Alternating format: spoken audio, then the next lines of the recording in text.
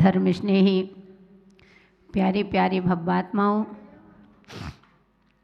अभी हमारा विषय भक्ति पर चल रहा था। हम भगवान की भक्ति कर रहे थे, भगवान की आराधना चल रही थी। जब हम भगवान की भक्ति करते हैं तो हम में शक्ति आती है, यह निश्चित है। भगवान की भक्ति करने से आत्मा में अनंत शक्ति प्रकट होती है। और वह शक्ति कैसी प्रकट हुई, किस प्रकार से प्रकट हुई, कहीं ऐसा तो नहीं वह शक्ति जो हमने प्रकट की है तो हम ऐसा नहीं वह शक्ति दूसरों के उसमें लगा दें,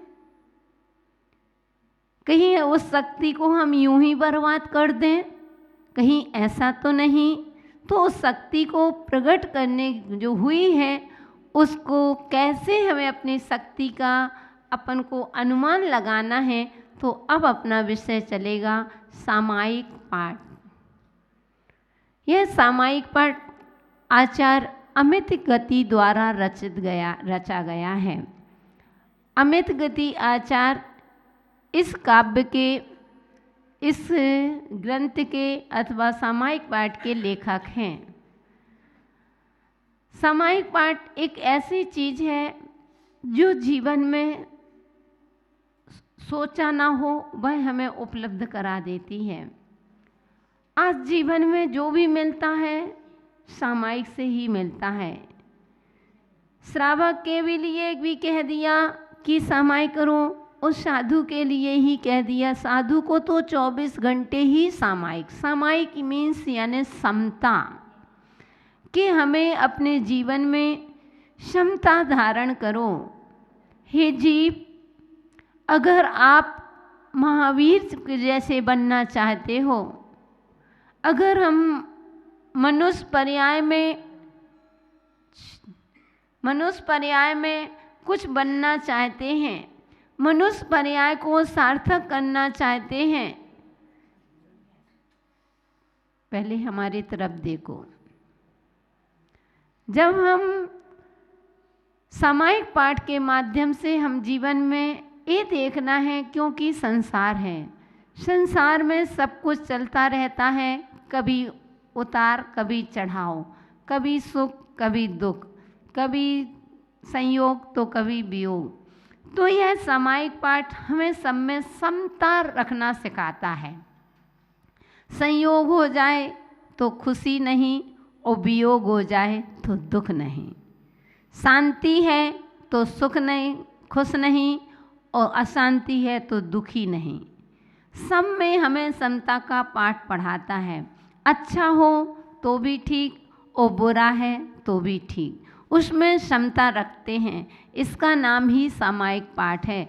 तो सामायिक पाठ में आचार्य महाराज 32 छंदों के माध्यम से एक एक पाठ को, काव्य को जब हम पढ़ते हैं, एक एक छंद को हम जब पढ़ेंगे, वास्तव में इतनी समता आती है।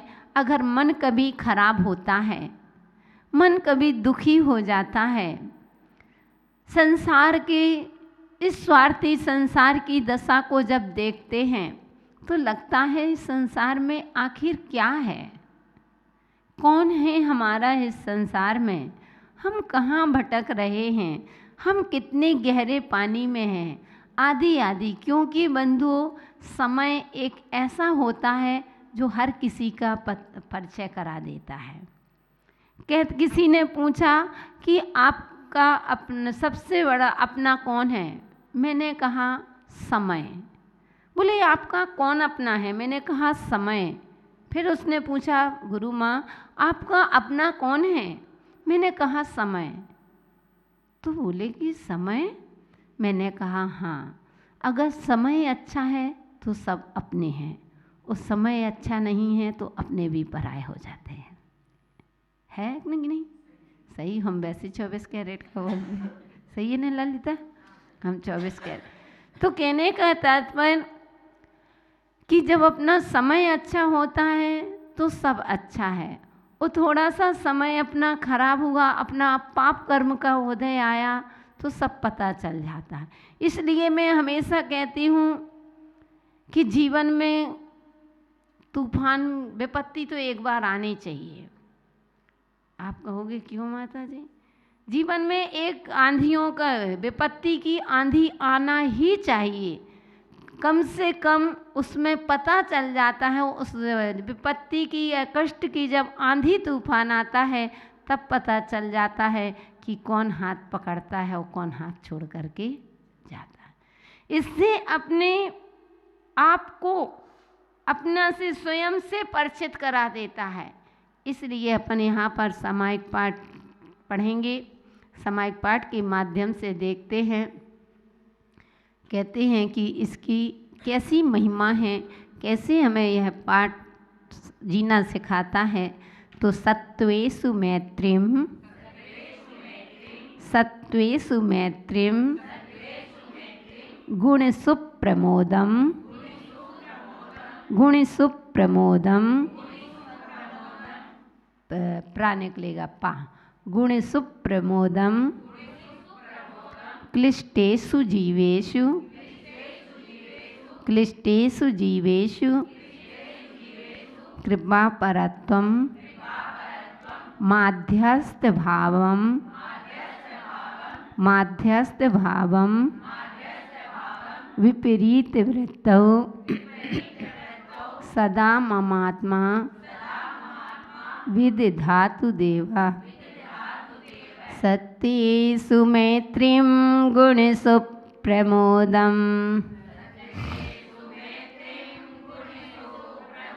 क्लिष्टेषु जीवेषु कृपा परत्वम् माध्यस्थे भावं विपरीत वृत्तौ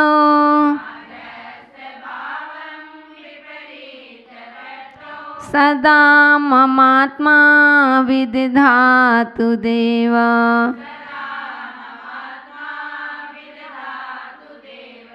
एक बार नीचे वाला पढ़ेंगे। नीति देवी मेरी आत्मा धारण करे, इसने में को मैत्री करे सब प्राणियों से, गुणी जनों से प्रेम को उससे पर दया करती रहे, जो दो के ग्राह्य ग्रहित हैं उनसे उदासी सी रहे, जो धर्म से विपरीत। यहाँ पर कह दिया देव, हे भगवान मम आत्मा यानी मेरी आत्मा सदा, यानी कैसे सदा, यानी सदा यानी हमेशा,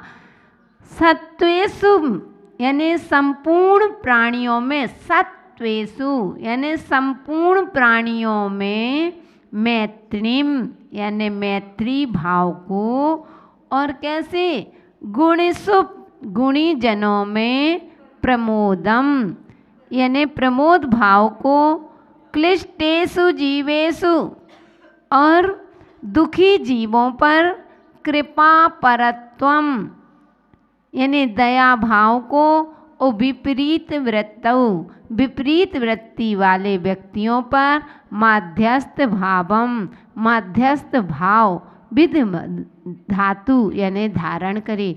यहाँ कह रहे हैं कि हे भगवान अमित गति आचार्य महाराज यही कह रहे हैं कि भगवान मुझे जीवन में 4 वस्तु प्राप्त हो जाए।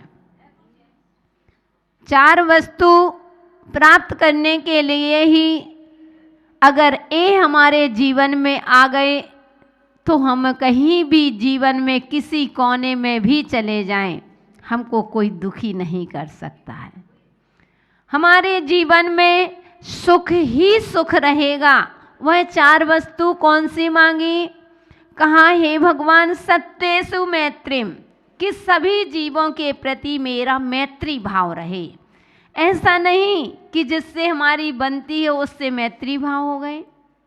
मैत्री भाव यानी एक इंद्री से लेकर के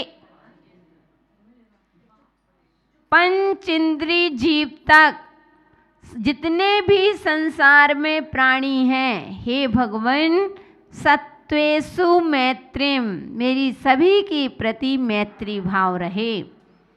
ऐसा नहीं स्वार्थ का मैत्रीपन नहीं कि जब तक हमारा बनता है जब तक मित्र हैं, अगर थोड़ी सी बिगड़ी हो गई मित्रता, समाप्त हो गई मित्रता।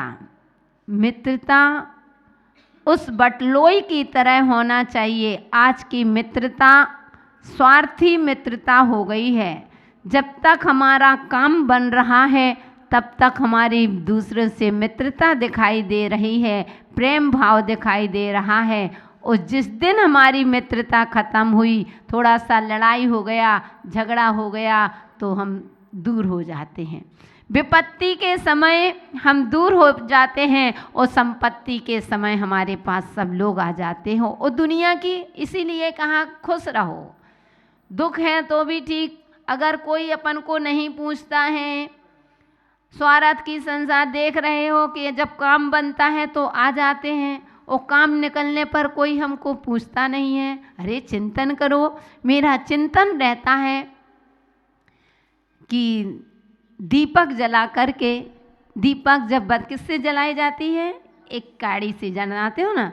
पहले काड़ी से दीपक को जलाते हैं और दीपक के जलने पर काड़ी को फेंक दिया जाता है। फेंकते हैं ना। ऐसी स्थिति है आज की थोड़ी है, तुम्हारे साथ थोड़ी घट रहा है, सभी के साथ है कि आज अपना काम बनता भाड़ में जाए। कि ऐसी मित्रता है तो नहीं। सोच लो उस तीली के समान। और विपत्ति के समय कोई तुमको याद करता है, जब संपत्ति रहती है तो सामने वाले भूल जाते हैं, और विपत्ति के समय हमको याद करते हैं तो कोई बात नहीं, उसमें भी समता भाव रखो। लाइट चली जाती है तभी दीपक की आवश्यकता पड़ती है जब अंधेरा होता है। प्रकाश में कभी दीपक को आवश्यकता पड़ती क्या? नहीं पड़ती। तो दीपक के समान हो कि दीपक है, दीपक को पहले जला दिया और प्रकाश आता है, दीपक को बुझा दिया जाता है, और जब अच्छा अंधेरा होता है तो आखिर दीपक की ही तो आवश्यकता पड़ती है। अपने आप को हीन भावना क्यों लाओ? क्यों अपने आप में हीन भावना लाते हो? सोचो हम बहुत छोटे हैं, किसी को हीन भावना जाती है, अरे हमारे हमको कोई नहीं पूछने वाला, हम तो बहुत छोटे हैं, उनके सामने हम क्या लगते हैं, हमारे पास तो कुछ पैसा नहीं है भैया, अपन तो गरीब हैं क्या। अरे कैसे छोटे हैं? ध्यान रखना। बिंदु जो होती ना, शब्द बड़े होते हैं, वो बिंदु छोटी होती है, लेकिन वह बिंदु शब्दों के ऊपर ही बैठती है। बैठती ना, मम लिखना आदेश बिंदी तो ऊपर रहती ना। तो बिंदु छोटी जरूर होती है लेकिन शब्दों के ऊपर बैठती है। पायल बड़ी होती है फिर भी पैरों में पहनी जाती है, और बिंदी छोटी होती है फिर भी मस्तक पर लगे। चिंतन होना चाहिए, आज नहीं, घबराना नहीं चाहिए। इसलिए हमारा कहना रहता है कि हमेशा मैत्री भाव कैसे रखना चाहिए कि सब जीवों के लोटा के समय, जैसे वह बटलोई होती है, दाल पकाते थे ना पहले के समय में, आज तो कुकर आ गए। तुम लोगों के यहाँ तो कुकर बोला जाता है, कैसा देश है, कुकर बोलते हैं। कुकर तो स्वयं को कहा जाता है। वो आप लोगों के यहाँ नई नई भाषा हम भी सुनता है ना, तो हमको लगता है क्या भाषा बोल रहा है।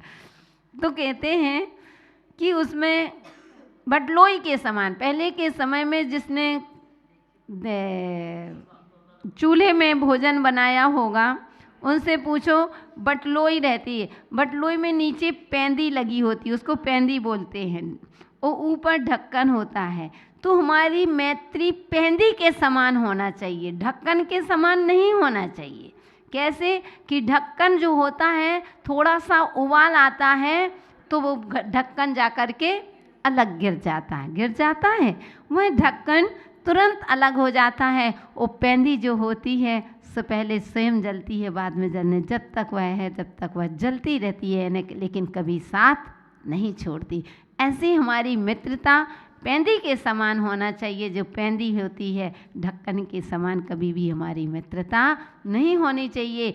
तो हमें सब जीवों को प्रति मैत्री भाव। अब यहाँ पर कहते हो मैत्री भाव जगत में मेरा सब जीवों से नेत्र रहे, दीन दुखी जीवों पर मेरे और से करुणा स्रोत भये। ओहो, बड़े अच्छे से पढ़ रहे हो।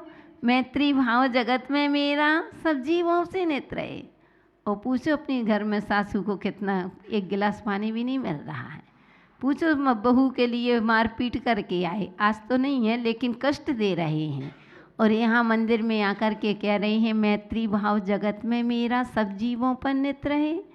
दूसरों को सता रहे हो, कष्ट दे रहे हो, दुखी कर रहे हो, उनसे बेमनस्ता निकाल रहे हो, दुश्मनी निकाल रहे हो, और ऊपर से पढ़ते जा रहे हो, मेरी भावना को बर्बाद कर रहे हो।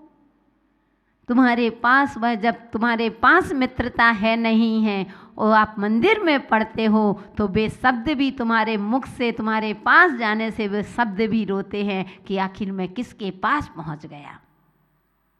वह शब्द रोते हैं कि मैं किसके पास पहुंच गया। यहाँ घर में इतना अशांत वातावरण है, इतना दूसरों को कष्ट दे रहे हैं, बहू को कष्ट, आदि आदि संसारी प्राणी हैं, किसी पड़ोसी को कष्ट दे रहे हैं, जीने नहीं दे रहे हैं। और यहाँ कह रहे भगवान के सामने मैत्री भाव जगत में मेरा सब जीवों पर नित्य।